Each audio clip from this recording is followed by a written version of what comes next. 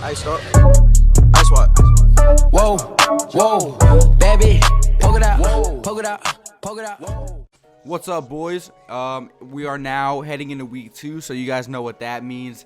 The state of the Saints heading into week 2, where we cover injuries, standings, updates, all that fancy stuff, where we actually have stuff to talk about this week. Last state of the Saints, we didn't really have too much to discuss, but this week we actually have some juicy things to talk about. I don't really know if I'm going to continue the intro at all. I don't know if there's anything else I have to say. Just make sure to like, comment, subscribe, do all that fancy stuff.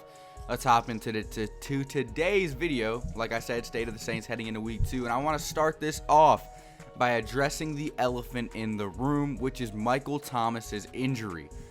It is no doubt the elephant in the room. He hurt his ankle. He's doubtful now. He suffered a high ankle sprain in week 1 after Latavius Murray accidentally stepped on it and he rolled it. And he will likely miss several weeks. Knowing Michael Thomas, he will most definitely try to beat this timetable, but there's no reason to rush Michael Thomas back. We faced that 5-game 5-0 win streak last year without Drew Brees.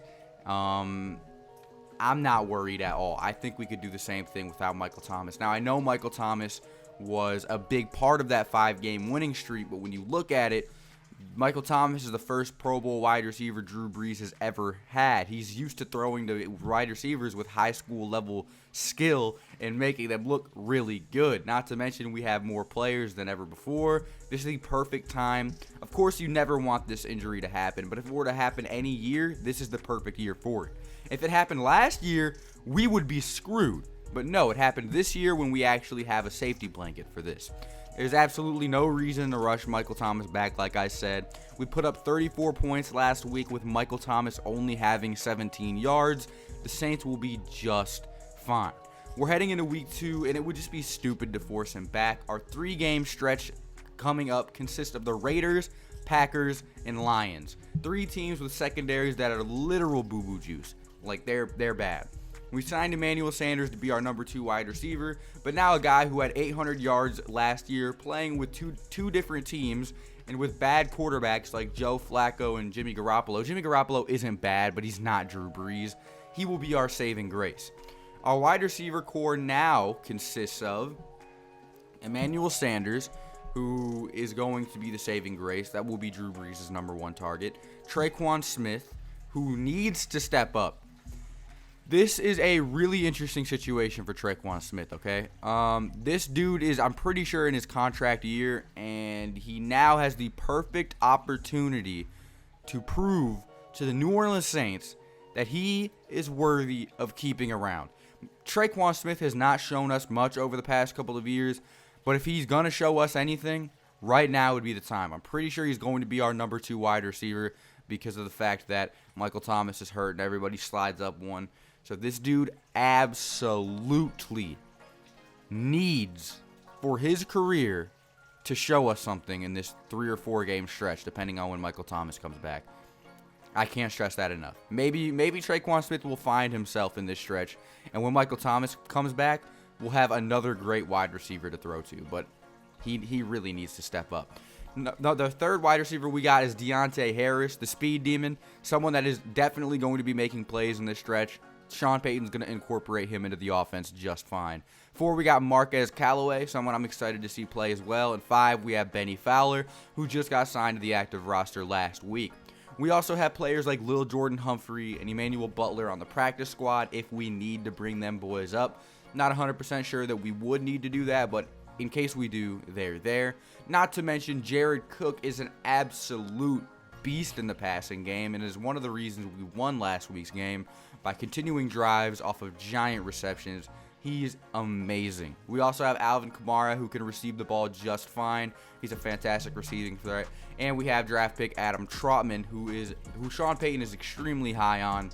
Look for him to get some reps as well. It'll be just fine. I'm telling you guys, I am not the slightest bit worried whatsoever at all. Not at all. So let's go ahead and look at the standings of the NFC South as we know it. at this point after week 1. So, as you know, the New Orleans Saints played the Tampa Bay Buccaneers, and we beat them. We beat them comfortably. So, that automatically gives them a loss. But there was also a game of the Panthers versus the Raiders, which the Panthers lost, I believe, 34 to 21 or something like that. No, 34 to 31. The Panthers lost by a field goal. Whichever the score is, they lost by a field goal.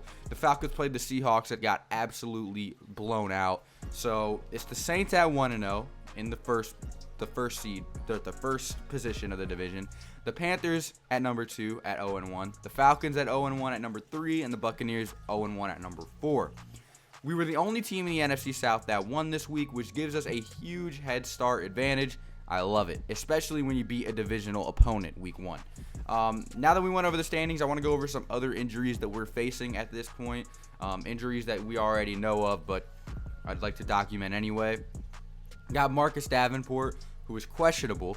Sean said he could be back soon, but put those little things, parentheses. Oh my God, I forgot what those are called. They're not apostrophes, they're the double apart. Quotation marks. Put quotation marks around soon, because Sean Payton said he's not going to rush him back because his injury will become worse and sideline him longer if we do. So he will be resting, but will come back soon. I'm guessing 3 to 4 weeks minimum for Marcus Davenport, but then again, I'm not a doctor, nor do we even know what his injury is. We just know it's something wrong with his elbow. That's all. Cesar Ruiz with an ankle injury is questionable as well. He'll probably remain questionable for the next couple of weeks. PJ Williams is also questionable, which I don't know if that's really a big detriment. Our defense did absolutely amazing last week, did just fine, and looked very capable of stopping everyone without him. He's a depth piece, but Chauncey Gardner-Johnson got that slot spot locked up that PJ Williams used to allow 50-yard touchdowns in, but is now not a non-factor in that department. So we went over Michael Thomas's injury, which I'm telling you guys, please don't be afraid of it. Please don't put up the season because of it. We will be just fine. We faced this kind of adversity before. We have so many more receiving threats. We're going to be okay. And also, we talked about Lil Jordan, Emmanuel, and all of the other wide receivers. Talked about the standings with the Saints leading the division, and we talked about other injuries that we're facing with Marcus Davenport, Cesar Ruiz, and PJ Williams. With any other season, I'd be worried, but there's just something different about this one. I think we're going to be just fine, boys. And with that being said, I'm going to end today's video on that note. Thank you guys so much for watching. If you have any suggestions, go ahead and leave them down in the comment section below. I appreciate the massive amount of love and support you guys have been giving me recently. We've been smashing it. There's a lot of Raiders fans that have been tuning into my stuff too, so thank you guys as well. And I'll see you boys in the next one, which will be tomorrow because we're on that daily upload grind. Adios. Zero.